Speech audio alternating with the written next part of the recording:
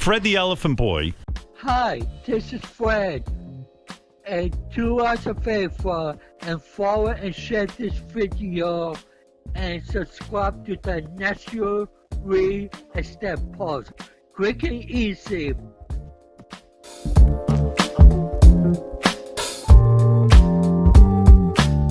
You just got me today because I have a personal message that I want to share with everybody. But before we get to that, I want to remind everybody that on March 28th at 10 o'clock Pacific Standard Time, Liberty Home Equity Solutions is going to be doing a reverse mortgage webinar with Barry Habib, where he's going to give you market insight along with his take on reverse mortgages. Barry's always got great stuff, guys.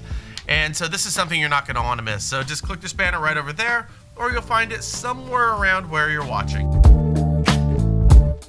So now on with my personal message, but first, I hope you're like me and you wake up today refreshed, just renewed, understanding that you can actually live without Facebook.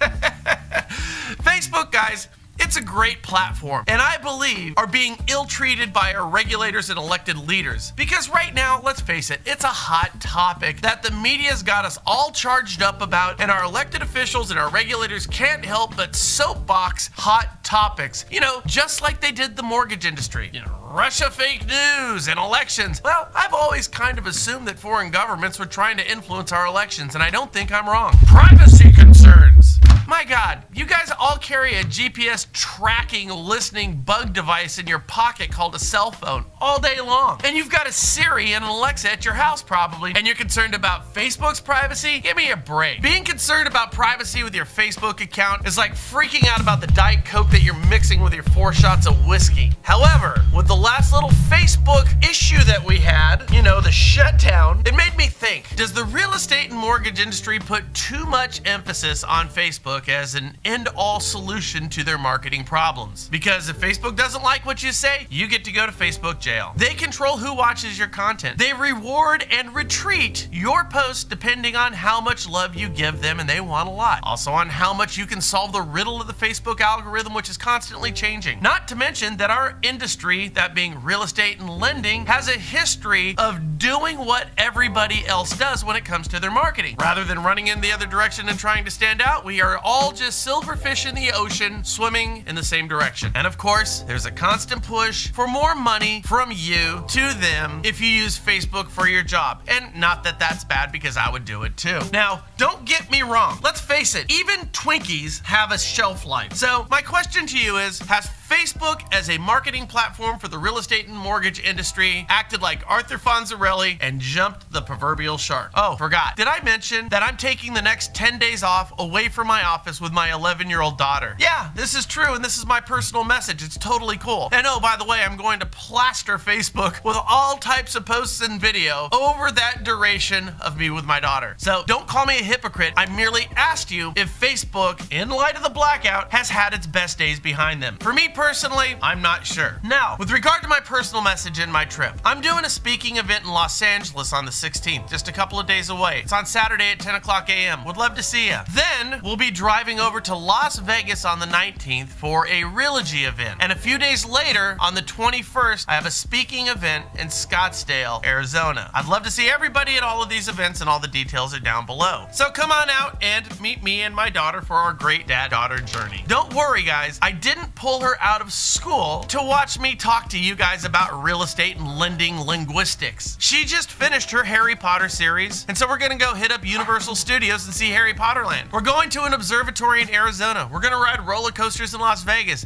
and check out the Grand Canyon. But it did make me think of something that I wanted to share with you today. Now, this just came to me while I was with the great, and I do mean great, folks down there in Albuquerque, New Mexico just a few days ago. Best ribs ever. It's an inside joke. You kind of had to be there. Here's what I figured out. Now, many of you know my story of how I got here today. My low point, when the market crashed, like so many of us, it really was catastrophic. As I told you before, I had found myself broke and in Phoenix on Christmas Eve after my savings was depleted and my properties were sold off and my mortgage business was in shambles. I was out there with my wife and my 2 kids at the time, celebrating Christmas with my in-laws and my brother-in-law with his kids. Now, it was kind of a low point for me because I couldn't really do the things I wanted to do on Christmas. Now, my wife had to fly home from Arizona to Northern California, me and my 2 kids got to drive home, which is about a 15-hour trip if everything goes well. Now, I couldn't on the way back go through Los Angeles and up to Northern California because I had just driven down there and it was horrible. So I decided to go through Vegas. Bad idea. I got stuck behind Hoover Dam for, 10, 15 hours. So getting home that day was not going to happen. Being broke made it worse. Having 2 fighting kids made it really, really worse. I remember sitting on Tropicana Boulevard back in 2009, staring at all the people having a great time while I had fighting kids and no money. I couldn't afford to stay in Las Vegas, so I stayed at a $49 hotel somewhere down the road in the middle of the desert. Called my wife up to see how she was doing, and she told me, well, I got home okay, but just wanted to let you know I'm pregnant. And that's how I found out I was having my daughter who I'm taking this trip with. Needless to say, at the moment, it was pretty scary, but I did, and I remember this moment real clearly. I resolved that I was going to fix my mortgage business because that's how I was going to provide for this kid. I had gotten fat and entitled with what I had accomplished up until that point, and frankly, I needed a kick in the butt. That was my low, and it was very personal to me, and I know you guys share very similar stories. From that point, I started working all day, all night, cold calling, doing anything I could possibly think of, taking my ego and just throwing it to the side because I had to provide for this kid who was coming. From there, I met up with Frank Garay, who I had known, and we started shooting Think Big, Work Small, and then from there, it turned to the National Real Estate Post, and we started great products like Rate Alert. We work with Listing Booster, our great friends at Preapp 1003. We've lost a couple of times with Real Estate Marbles, still think it was a great platform, and we, to date, had developed the only interactive property search portal for televisions called KeyBoom. We have 1.8 million listings at any given time. Every one of them has a short code on it. We generate north of 100,000 leads per month.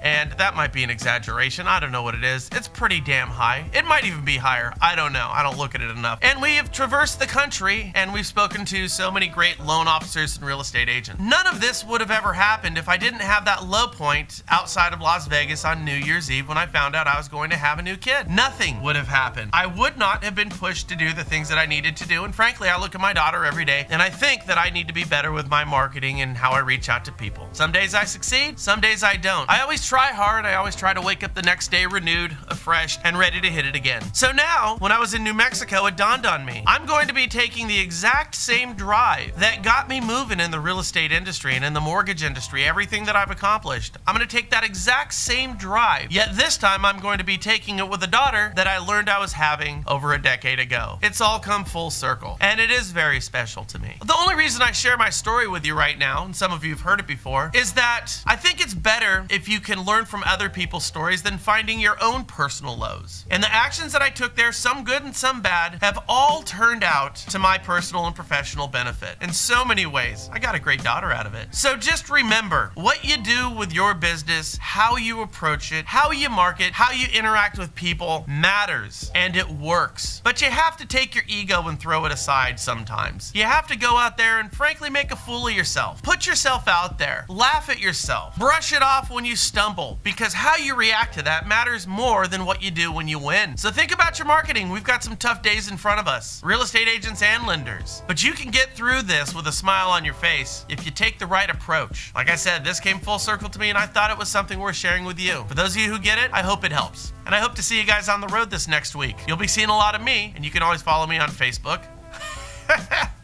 You can, because I am going to be posting a whole bunch of stuff there. Make it a great day, guys. Talk to you soon.